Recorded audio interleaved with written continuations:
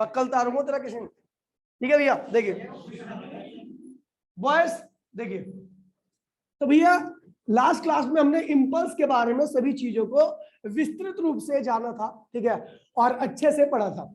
आज हम पढ़ने जा रहे हैं भैया इंपल्स के कुछ एग्जांपल्स, और उसके बाद स्टार्ट कर देंगे न्यूटन का थर्ड लॉ। ध्यान दीजिएगा भैया, चीजें आसान है, एक बार में समझ में आ जाएगी, बस यही है कि आपको पूरा अटेंशन देना है। ठीक है भैया, तो देखिए भैया, देखिए हम जानते हैं भैया, वी नो इंपल्स क्या होता है भैया, फोर्स इनटू में डेल्टा टी, याद है? अच्छा, एफ क्या है? फोर्स, और डेल्टा टी क्या है? Time of contact, time of contact, याद है? मैंने कह दिया यदि आपका इंपल्स मैं कांस्टेंट कर दूं, क्या कर दूं? इफ इंपल्स इक्वल्स टू में कांस्टेंट, अगर इंपल्स की वैल्यू को मैंने क्या ट्रीट किया? कांस्टेंट की तरह, तो इसका मतलब एफ इंटू में डेल्टा टी भी क्या होगा? कांस्टेंट ही होगा। और यदि आप एफ को लिखोगे तो क्या होगा? कांस्टेंट अपॉन में क्या हो जाएगा? डेल्टा टी आ जाएगा। क्या आएगा? डेल्टा टी आ जाएगा। तो अगर आप कांस्टेंट हटाओगे तो आप देखोगे F is inversely proportional to क्या है भैया? डेल्टा टी आ रहा है। अब इसका मतलब क्या है, ध्यान दीजिए, बड़ा ही सरल और साधारण सा मतलब है इसका, मतलब कि भैया अगर टाइम की वैल्यू बढ़ जाएगी तो फोर्स क्या होगा? कम हो जाएगा, इनवर्सली है ना। और टाइम की वैल्यू अगर बढ़ जाएगी तो फोर्स क्या होगा? घट जाएगा, ज्यादा हो जाएगा। तो अब देखिए भैया, इसके बहुत सारे एग्जांपल्स हैं जो मैं लिखवाने जा रहा हूं, ध्यान दीजिए। कभी कभार आपने देखा होगा भैया कि भैया नेट इश्यू हो रहा है आपका, मेरा नेट इश्यू नहीं हो सकता भाई, तेरा हो सकता है। अपने आप को नेटवर्क जोन में ले जा, ठीक है, नेटवर्क जोन में जाए, ठीक है भैया। मेरे में नेट इश्यू नहीं है, मेरी 1000 GB PS है स्पीड, ठीक है। तो भैया देखिए, अब ये आपको साफ साफ दिख रहा है भैया कि आपका जो टाइम है, टाइम ऑफ कांटेक्ट है, वो फोर्स के क्या है? इनवर्सली है। यानी टाइम ऑफ कांटेक्ट को अगर बढ़ा दिया जाएगा तो फोर्स क्या हो जाएगा? कम हो जाएगा। अब आते हैं एग्जांपल पर। कई बार आपने देखा होगा भैया, आप सीमेंटेड रोड पे गिरते हो, सीमेंटेड फ्लोर पे गिरते हो, तो आपकी बॉडी क्या होती है? तुरंत कांटेक्ट में आ जाती है। कांटेक्ट में आने का मतलब है रुक जाना, तुरंत कांटेक्ट में आती है बॉडी। और टाइम ऑफ कांटेक्ट क्या होता है? सीमेंटेड फ्लोर पे गिरने पे बहुत कम होता है, तुरंत आपकी बॉडी क्या होती है? कांटेक्ट में आती है। और ये टाइम ऑफ कांटेक्ट क्या होता है भैया? बहुत कम होता है। और जब टाइम ऑफ कांटेक्ट बहुत कम होगा तो फोर्स की वैल्यू क्या होगी? बहुत ज्यादा होगी। और जब फोर्स ज्यादा होगा तो आपकी अच्छी तरीके से हड्डियां टूटेंगी, ठीक है। इसलिए फ्लोर पे गिरने पर आपकी हड्डियां टूट जाती है, ठीक है। अब देखिए दूसरा एग्जाम्पल, अगर आप मान लीजिए आप फ्लोर पे ना गिर करके मिट्टी के टीले पे गिर रहे हो, किस पे गिर रहे हो? ये रेत के टीले पे। तो होता क्या, जब रेत के टीले पे गिरोगे तो पहले रेत के टीले पे आओगे, फिर रेत का टीला धसेगा, तो आने में धसने में काफी ज्यादा टाइम लग जाता है, बॉडी रुकने में काफी ज्यादा टाइम। देखिए आए, धसना चालू हुआ, धस रहे हो धस रहे हो धस रहे हो, और उसके बाद बॉडी रुक गई। यानी टाइम ऑफ कांटेक्ट क्या है यहाँ पर? बहुत ज्यादा। टाइम ऑफ कांटेक्ट बहुत ज्यादा, तो फोर्स की वैल्यू क्या होगी? बहुत कम। और फोर्स आपके हाथ पैर को तोड़ नहीं सकता। तो इसीलिए जब आप सैंडी हिप पे, हिप मतलब टीला होता है, या फिर किसी ऐसी जगह पे गिरो जो चीज धस सकती है, तो वहां पर आपको चोट लगने की संभावनाएं क्या होती है भैया? काफी कम हो जाती है। समझ गए? अब बात करता हूं भैया, बाइक्स में शॉकर वगैरह क्यों लगे होते हैं? बाइक में जो शॉकर होते हैं ना, शॉकर देखा है, वो क्यों लगे होते हैं? तो ऐसा इसलिए होता है क्योंकि भाई जब बाइक उछलती है, ऊबड़ खाबड़ रोड पे चलती है और उछलेगी, तो वो जब नीचे आएगी तो अपने वेट की वजह से नीचे आती है। वेट क्या है? फोर्स है। वेट क्या है? तो अगर वो बाइक में शॉकर ना लगे हो और बाइक जमीन पे आए, तो जमीन के साथ क्या होगी? तुरंत कांटेक्ट में आ जाएगी। और तुरंत कांटेक्ट में आ जाएगी तो टाइम ऑफ कांटेक्ट क्या रहेगा? बहुत कम रहेगा। और आपका लगने वाला फोर्स क्या होगा? बहुत ज्यादा होगा। और आपको इससे इंजरी हो सकती है अच्छी खासी, ठीक है। इसलिए बाइक में क्या लगा देते हैं? शॉकर। इससे क्या होता है भैया, जब बाइक उछले और जब जमीन पे आए तो क्या हो? पहले जमीन पे कांटेक्ट में आए, फिर स्प्रिंग की वजह से दबे दबे दबे, उसके बाद रुके। इस केस में क्या होता है? टाइम ऑफ कांटेक्ट क्या होता है? काफी बढ़ जाता है। और आप पे चोट क्या लगती है? काफी कम लगती है। समझ गए? जो बड़े नाजुक से सामान होते हैं, टीवी हो गया आपका, फ्रिज हो गया, कूलर हो गया, ये सब क्या होता है? चारों ओर थर्माकोल से पैक होते हैं। इसका रीजन भी यही होता है सिंपल सा, क्योंकि थर्माकोल क्या होता है? पिचकता है, स्पंजी टाइप का होता है। तो जब आप थर्माकोल या टीवी या फ्रिज को रखते हो तो वेट की वजह से क्या होता है भैया? वो जमीन की तरफ आता है। और अगर थर्माकोल नहीं होगा तो तुरंत जमीन के कांटेक्ट में आ जाएगा, टाइम ऑफ कांटेक्ट क्या रहेगा? कम रहेगा। और टीवी या कूलर या फ्रिज पे फोर्स क्या लगेगा? ज्यादा लगेगा, जिसकी वजह से वो क्या हो सकता है? टूट भी सकता है। तो इसलिए हम क्या लगा देते हैं, उसको थर्माकोल के चारों ओर पैक कर देते हैं। इससे क्या होता है, वेट की वजह से क्या होता है, जब वो जमीन की तरफ आता है तो काफी पिचकता है, थर्माकोल क्या होता है, पिचकता है, जिसकी वजह से टाइम ऑफ कांटेक्ट क्या होता है, काफी ज्यादा हो जाता है, और फोर्स की वैल्यू क्या होती है, काफी कम हो जाती है, और चीजें क्या होती है, आपकी सुरक्षित पड़ी रहती है। आपने देखा होगा ट्रेन की बोगीज के बीच में बफर लगे होते हैं, क्या लगे होते हैं, बफर जानते हो ना भैया, स्प्रिंग जैसे होते हैं। तो ऐसा क्या होता है भैया कि जब आगे वाला डब्बा रुकता है तो पीछे वाला डब्बा इनर्शिया की वजह से क्या होता है, आगे की तरफ आता है, क्या आता है भैया, क्योंकि उसके पास इनर्शिया ऑफ मोशन है। तो जब वो आगे आता है तो अगर मान लीजिए बफर ना लगे हो तो तुरंत क्या होगा, दो डिब्बे आपस में कांटेक्ट में आ जाएंगे, और कांटेक्ट में आएंगे तो टाइम ऑफ कांटेक्ट क्या रहेगा, काफी कम रहेगा, और फोर्स क्या लगेगा, अगले डब्बे पर ज्यादा लगेगा, और डब्बे क्या होते टूट सकते हैं, और लोग बैठे हुए तो उनको इंजरी भी हो सकती है, ठीक है भैया। तो इसलिए हम क्या लगा देते हैं, उनके बीच में बफर्स लगा देते हैं, यानी स्प्रिंग लगा देते हैं। जब एक डब्बा आएगा तो दूसरे डब्बे के आराम से आएगा, जिसकी वजह से टाइम ऑफ कांटेक्ट क्या होगा, बढ़ जाएगा, और दूसरे डब्बे पे फोर्स क्या लगेगा, कम लगेगा। इससे आपको जर्क, झटका और चोट सभी चीजें क्या होंगी, कम लगेंगी। तो ये सारे किसके, आप देखिए भैया एक बहुत बड़ा बेसिक सा एग्जांपल है और सबसे ज्यादा इंपॉर्टेंट एग्जांपल है कि आपने जब बैट बॉल खेला, बैट बॉल जिसने खेला होगा तो लेदर की बॉल से, ठीक है भैया, तो उसमें जब जो कैचर होता है, फील्डर होता है, वो बॉल को पकड़ता है यूं करके, और उसके बाद हाथ को पीछे की तरफ लाता है, ऐसे करके नीचे लाता है। इससे क्या होता है, जब बॉल हाथ में आती है तो अगर एक का एक रुक जाए तो बॉल तुरंत क्या होगी, इसके कॉन्टेक्ट में आ जाएगी। अगर आप ऐसे पकड़ो, जो गधे होते हैं ना वो ऐसे ही पकड़ते बॉल, तो इससे क्या होता है भैया कि तो तुरंत बॉल क्या होती है, आपके हाथ का कांटेक्ट में आती है, हाथ के कांटेक्ट में रहेगी तो टाइम ऑफ कांटेक्ट क्या रहेगा, कम रहेगा, और फोर्स क्या लगेगा, ज्यादा लगेगा, हाथ पैर टूट सकते हैं आपके। तो इसलिए क्या होता है भैया, जो अच्छा फील्डर होता है तो वो क्या करता है भैया, कैच करता है और हाथ को पीछे लेके आता है। हाथ को क्या करता है, जब हाथ को वो पीछे लेके आएगा तो टाइम ऑफ कांटेक्ट क्या होता है, बॉल और उसके हाथ का बढ़ जाता है, और जब टाइम ऑफ कांटेक्ट बढ़ जाएगा तो हाथ पे चोट क्या लगेगी, कम लगेगी। समझ गए भैया। तो इन चीजों को ध्यान रखना, फटाफट लिखते चलो भैया, पहले इसको लिख लो जल्दी से, 1 मिनट के अंदर जल्दी लिखो। लिखिए भैया पहला एग्जांपल, लिखिए example of impulse, example of impulse, पहला लिखिए भैया, पहला एग्जांपल लिखिए भैया। A cricket player lower his hand, a cricket player lower his hand while catching a ball. A cricket player lower his hand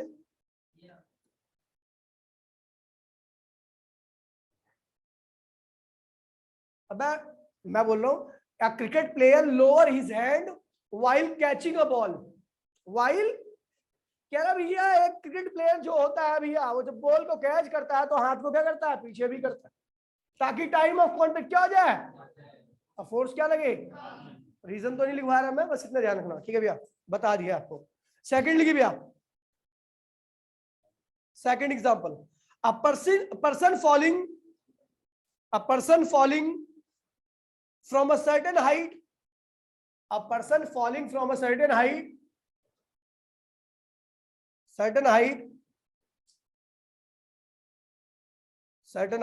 receives more injuries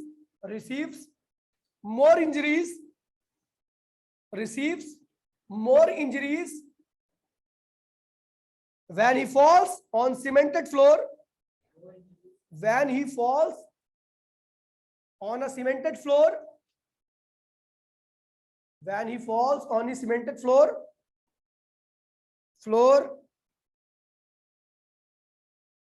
then the heaps of sand, heaps मतलब टीला, HPP, heaps of sand, HEEP, HEEP होगा,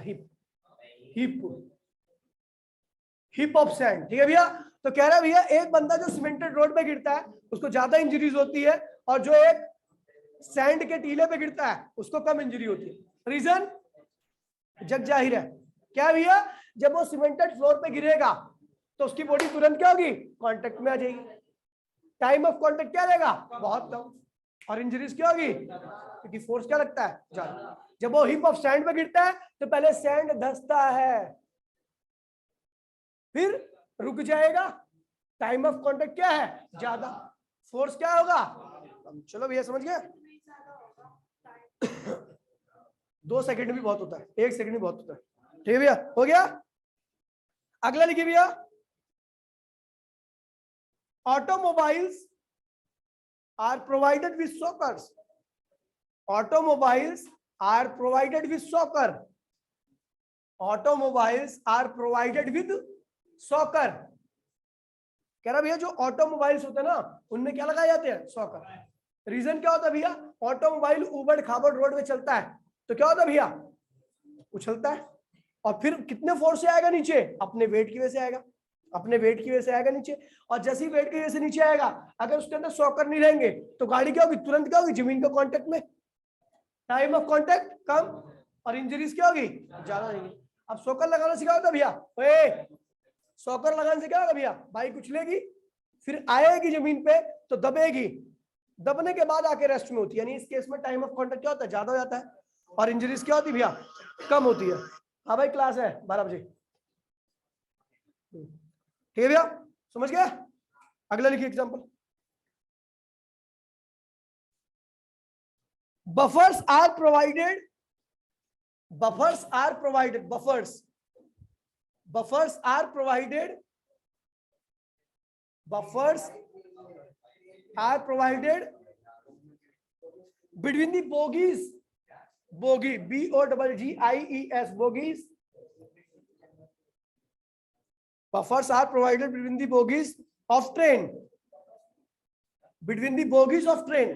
ओए buffers क्या होता है भैया, spring ही होती है, क्या होती है भैया, तो जब गाड़ी आ रही होती है रुकती है तो पीछे वाला डब्बा क्या होता है भैया, स्लोली आता है, स्प्रिंग की वजह से क्या आता है भैया, स्लो आता है।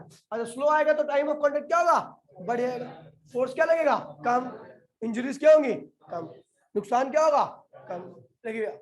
अगले देखिए, china wares are packed, china ware, china ware मतलब बर्तन वगैरह, टीवी वगैरह, china ware, china wares are packed in the spongy paper, in the spongy paper before packing, in the spongy paper before packing। कह रहा भैया China wears वगैरह होते हैं ना उनको स्पॉन्जी पेपर में पैक किया जाता है, क्यों, क्योंकि वेट की वजह से क्या होता है, नीचे आते हैं। अगर स्पॉन्जी पेपर नहीं होगा तो तुरंत जमीन के क्या होंगे, कांटेक्ट में आ जाएंगे और क्या होगा, फोर्स क्या लगेगा, ज्यादा लगेगा, नुकसान भी क्या होगा, ज्यादा होगा। इस चीज को अवॉइड करने के लिए हम किसमें पैक करते हैं, स्पॉन्जी पेपर में, थर्माकोल में, ठीक भैया, जिसकी वजह से क्या होगा भैया, वो जब नीचे आएंगे तो क्या होगा, उसकी वजह से दबेंगे, दबने से क्या होगा, टाइम ऑफ कांटेक्ट क्या होगा, बढ़ जाएगा और फोर्स क्या लगेगा, कम लगेगा। तो ये थे एग्जांपल किसके, बिफोर पैकिंग, ठीक भैया, ये सब किसके एग्जांपल थे भैया, इंपल्स के, कोई दिक्कत नहीं भैया। चलो भैया लिखिए Newton third law of motion, Newton third law of motion, Newton third law of motion. पहला लॉ लिखिए, first law, Newton first third law लिखिए, लिखिए to every action, to every action, to every action, comma, there is always, there is always, there is always an equal and opposite reaction, there is always an equal and opposite reaction, there is always an equal and opposite reaction। कह रहे भैया प्रत्येक action के उल्टी direction में क्या होता है भैया, रिएक्शन होता है और उसकी वैल्यू क्या होती है भैया, सेम होती है। तो भैया यहां पर मैं दो बॉडी बना रहा हूं, ठीक है भैया, एक बॉडी एरी ए और दूसरी बॉडी एरी भैया बी, ये दोनों एक दूसरे से टकरा रही है, ठीक है भैया। तो ये जो इसके ऊपर फोर्स लगा रही है क्या लगा रही है, एफ ए, ये जो इसके ऊपर फोर्स लगा रही है क्या लगा रही है, एफ बी, क्या लगा रही है, तो फोर्स ड्यू टू ए, ये क्या है भैया, फोर्स ड्यू टू ए की वजह से फोर्स है, और एफ बी क्या है भैया, फोर्स ड्यू टू बी है। तो कह रहे भैया ये दोनों फोर्स क्या होते हैं, एफ ए बराबर में एफ बी, दोनों फोर्स क्या होते हैं भैया, बराबर होते हैं, और ये क्या है भैया, अपोजिट डायरेक्शन, क्या होता है भैया, तो अपोजिट डायरेक्शन होने की वजह से हम क्या लगा देते हैं यहां पर, माइनस, क्या लगा देते हैं, ये दोनों बराबर तो होते हैं लेकिन डायरेक्शन में क्या होते हैं, अपोजिट होते हैं, इसलिए क्या लगा देते हैं, माइनस। फटाफट लिखिए, जल्दी लिखिए भैया।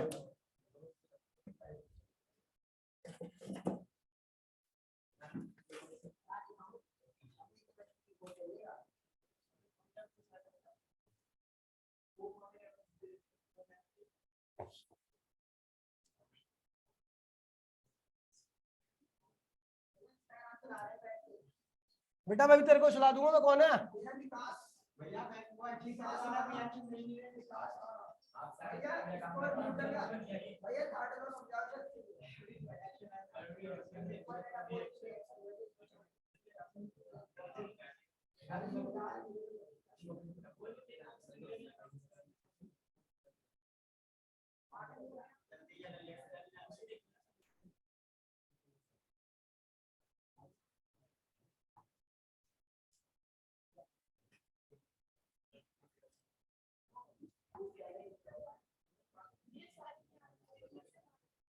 जब तक चलेगी और जब तक पीछे वाले को नहीं करा देता।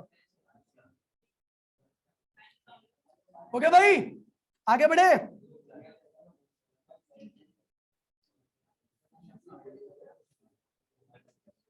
अबे आगे बढ़े, चलो भैया।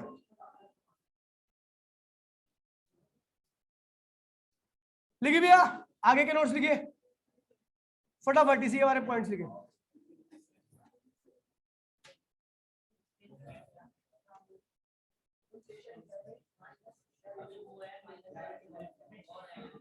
लिखिए भैया, एग्जाम्पल लिखिए। क्या हुआ? लिखिए भैया, लिखिए note number first, note number first लिखिए, नोट नंबर फर्स्ट। हाँ नहीं, नोट्स लिखवा रहा हूँ, एग्जाम्पल होगा। पहला नोट लिखिए भैया, the force always, the force always exist, the force always exist, the force always exist in pair, the force always exist in pair. कह रहा भैया जो भी फोर्स आता है हमेशा किसमें होता है? पेयर में होता है। एक्शन एंड, ब्रैकेट में लिख दो एक्शन एंड रिएक्शन, ब्रैकेट में लिखिए action and reaction, action and reaction. अगले लिखिए, सेकंड नोट लिखिए, action and reaction, action and reaction, action and reaction always act on different bodies, action and reaction always act on different bodies, action and reaction always act on different bodies। कह रहा भैया जो action और reaction होता है ना, ये हमेशा आपको दो अलग अलग बॉडी पे दिखेगा। एक सिंगल बॉडी पे आपको हमेशा इसकी वैल्यू क्या मिलेगी? 0। जैसे देखिए भैया, ये मार्कर है, ये मार्कर है, ठीक है भैया। तो इस ये मार्कर किससे मिलकर बना है? एटम और मॉलिक्यूल से। किससे मिलकर बना है? और एक एटम दूसरे एटम को जोड़ने के लिए फोर्स लगाता है, इसे हम कहते हैं भैया इंटरमॉलिक्यूलर फोर्स। क्या कहते हैं इसे? तो एक एटम मान लीजिए 2 न्यूटन फोर्स लगा रहा है, तो दूसरा न्यूटन भी क्या करेगा? दूसरा एटम भी क्या करेगा? 2 न्यूटन का फोर्स लगाएगा। लेकिन क्योंकि सिंगल सिस्टम सिंगल है, तो इसलिए वो 2 और वो -2 मिलकर क्या हो जाएंगे? 0 हो जाएंगे। सिंगल बॉडी के ऊपर एक्शन रिएक्शन आपको विजिबल नहीं होगा, बस आपको केवल यह दिखेगा कि ये बॉडी जुड़ी हुई है एक्शन और रिएक्शन की वजह से। लेकिन अगर मान लीजिए आप दीवार पे लात मारते हो, तो वहां पे क्या होगा? दीवार तो अपनी जगह पे रहेगी, लेकिन रिएक्शन की वजह से क्या होगे? आप पीछे हो जाओगे। एक ट्रक और एक गाड़ी की टक्कर हुई तो क्या होता है भैया? एक्शन रिएक्शन की वजह से दोनों गाड़ियां क्या होती है भैया? दूर दूर चली जाती है। तो एक्शन रिएक्शन हमेशा आपको 2 अलग अलग बॉडी पे दिखेगा। सिंगल बॉडी पे आपको हमेशा एक्शन रिएक्शन की वैल्यू क्या मिलेगी? 0। बस वो केवल क्या करेगा? बॉडी को होल्ड करके रखेगा। जैसे नॉर्मली कोई भी चीज अपनी स्ट्रक्चर में मेंटेन्ड है, तो वो किसकी वजह से है? एक्शन और रिएक्शन की वजह से। 2 मॉलिक्यूल है, वो उसको खींचेगा, वो इसको खींचेगा, यानी एक्शन और क्या हो रहा है? रिएक्शन हो रहा है। वो केवल जोड़ने काम में आ रहे हैं, आपको विजिबल इसका इफेक्ट नहीं होगा। तो लिखिए भैया, लिखिए भैया, action and reaction, action and reaction always act on a different body. लिख लिया? दोबारा लिख लिया? नहीं नहीं, एक ही बार लिखना है। लिखिए, लिखिए, इसी में लिखिए, if they act on the same body, इसी में लिखिए, इसी में, if they act on the same body, if they act on the same body, if they act on the same body, अगर एक ही बॉडी पे लगेंगे तो दे cancel two each other, they cancel two each other, they cancel two each other, and there is no any effect, and there is no any effect, कह रहा भैया अगर वो एक ही बॉडी पे लग जाए तो वो एक दूसरे को क्या करेंगे, कैंसिल कर देंगे और आपको किसी प्रकार का कोई भी इफेक्ट शो नहीं करेंगे। ठीक है भैया, अगले लिखिए। हाँ, अगला नोट लिखिए। If action and reaction act on different bodies, if action and reaction act on different bodies,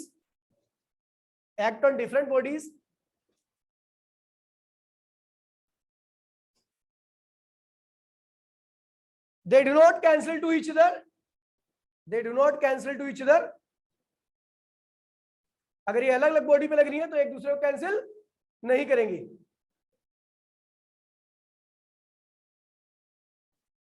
They do not cancel to each other। हो गया, हो गया।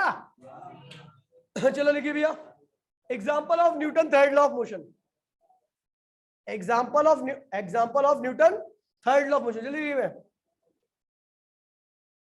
तू लिख रहा है राज, तू लिख रहा है, तेरे को बोल रहा हूं, लिख रहा है, लिखिए भैया, लिखिए example of Newton third law of motion.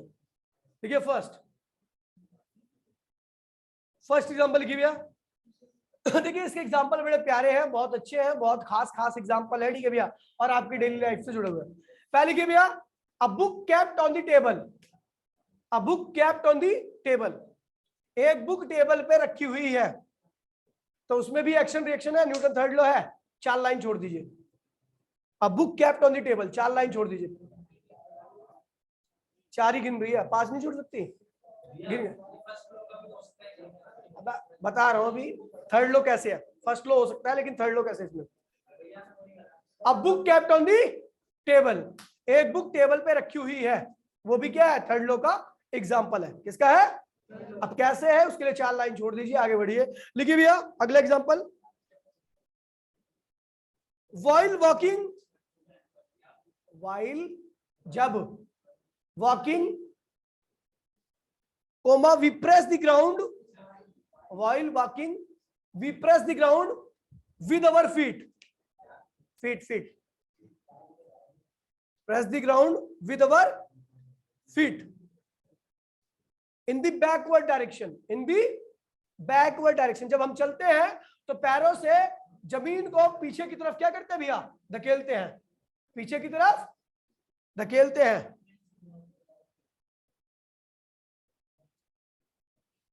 अगला लिखिए भैया, इसके लिए 4 लाइन छोड़ दीजिए, 4 लाइन छोड़ो इसके लिए, 4 लाइन 4 लाइन। अगला लिखिए, अगला एग्जांपल लिखिए, it is difficult to walk, it is difficult to walk on a slippery और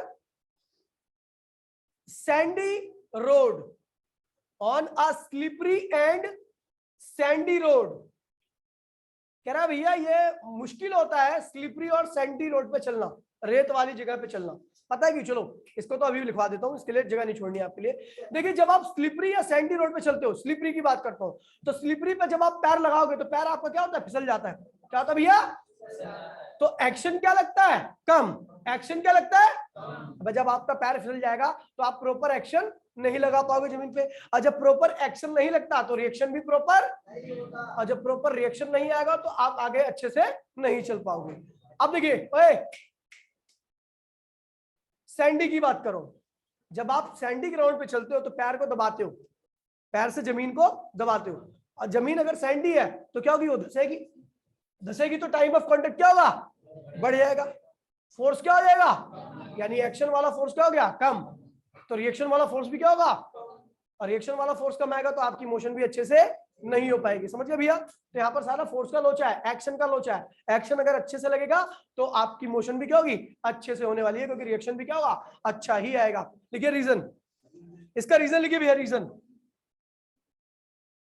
इसका रीजन लिखिए, we are unable to push such a ground, इसी में रीजन लिखिए, we are unable to push, we are unable to push such a ground by sufficient force, by sufficient force, bracket में action, we are unable to push such a ground by sufficient force. As a result,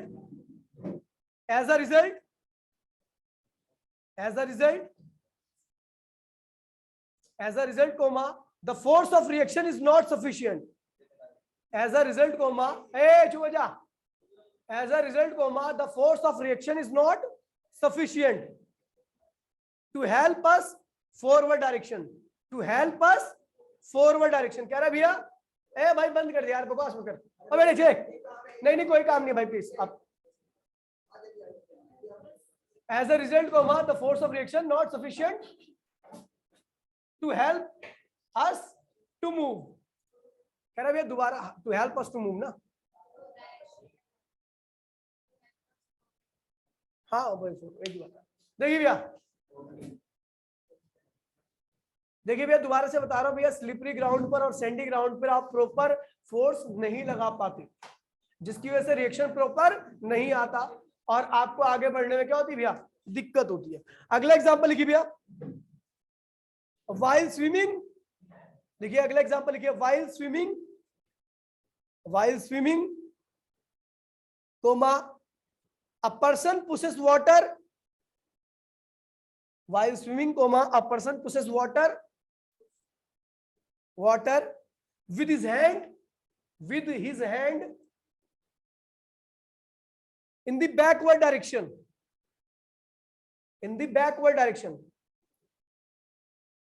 अब देखिए भैया जो जगह छोड़ी है उसको complete करते हैं भैया. चलो भैया उसको कंप्लीट करते हैं भैया, जो जगह छोड़ी है. ठीक है भैया. तो देखिए भैया पहली जो जगह छोड़ी हमने, उसमें हमने क्या लिखा भैया,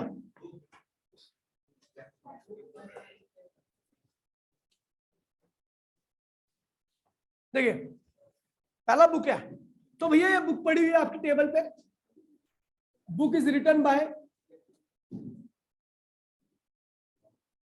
बाय सम अपेंडिंग. ये भैया ये बुक का क्या है भैया, वेट है. इसे कहते हैं भैया एक्शन. क्या कहते हैं भैया, ये टेबल है. ठीक है भैया. अब देखिए एक्शन कहाँ लग रहा है, नीचे. तो टेबल क्या लगाएगी, ऊपर की तरफ. रिएक्शन क्या लगाएगी भैया, इसे नॉर्मल रिएक्शन कहते हैं. अगर देखिए भैया इफ टेबल आपका मजबूत है, टेबल आपका क्या भैया प्रॉपर बढ़िया है, तो जितना एक्शन रहेगा उतना ही क्या होगा, रिएक्शन रहेगा. और बुक टेबल पे क्या होगी, पड़ी रहेगी. If a reaction equals to में mg, ये देखिए रिएक्शन किसके बराबर है भैया, mg के बराबर है, तो book remain at the table पे ऐसे ही क्या होगी भैया, पड़ी रहेगी. लेकिन अगर आपका टेबल कमजोर है तो भैया एक्शन में तो कोई कमी होने वाली है नहीं, तो एक्शन भरपूर रहेगा, लेकिन टेबल कमजोर होने की वजह से रिएक्शन क्या होगा, प्रॉपर नहीं लग पाएगा. तो बुक कहाँ होगी भैया, नीचे गिर जाएगी. ठीक भैया. अगर टेबल मजबूत नहीं है तो रिएक्शन अच्छे से नहीं आ पाएगा, और टेबल क्या होगी, ये नीचे वाला कंपोनेंट ज्यादा, ऊपर वाला कंपोनेंट क्या होगा, कम होगा, जिसकी वजह से बुक क्या होगी, नीचे गिर जाएगी. समझ गए भैया. अगर बुक टेबल पे रखी है तो इसका मतलब जितना नीचे इसका वेट है उतना ही क्या है भैया, ऊपर इसका रिएक्शन है. दोनों बराबर है, दोनों एक दूसरे को कैंसिल आउट कर दिया. फटाफट कॉपी करो भैया. mg वेट होता है, वेट ऑफ द बुक. हाँ चल लाइन में.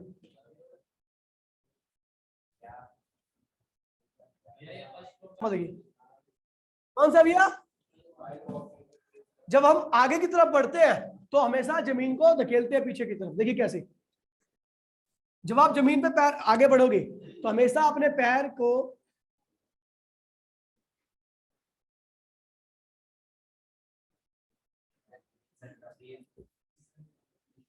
ये पैर है. अबे क्या दिक्कत है, अबे पहले ऐसी पैर होते थे.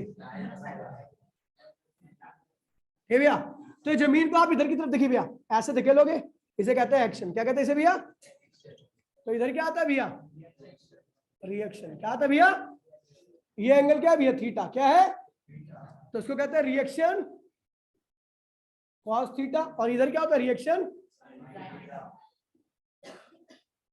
Sine theta. आपको पता है भैया आपका वेट भी है, क्या है, वेट नीचे लगता है mg. क्या है भैया, mg, ये वेट है. ठीक भैया। तो इस वेट का जो रिएक्शन होता है ऊपर आता है, इसे एन से लिखते हैं। किससे लिखते हैं? इस वेट का रिएक्शन ये है। तो भैया कभी आपने आसमान में उड़ता हुआ व्यक्ति देखा है? नहीं देखा। जो जमीन पे चल रहा है एकदम से आसमान में उड़ जाए, ऐसा तो पॉसिबल है नहीं। तो पता क्या होता है भैया, उस केस में अगर आदमी सरफेस पे खड़ा हुआ है तो उस केस में ऊपर की तरफ लगने वाला फोर्स नीचे की तरफ लगने वाले फोर्स से क्या होता है भैया? बराबर होता है। If person remain at the surface of earth, remain at the surface of earth, अगर अर्थ की सरफेस पे ऐसी खड़ा हुआ है तो उसका मतलब क्या है भैया? n plus reaction sine theta किसके बराबर होगा भैया? वेट के।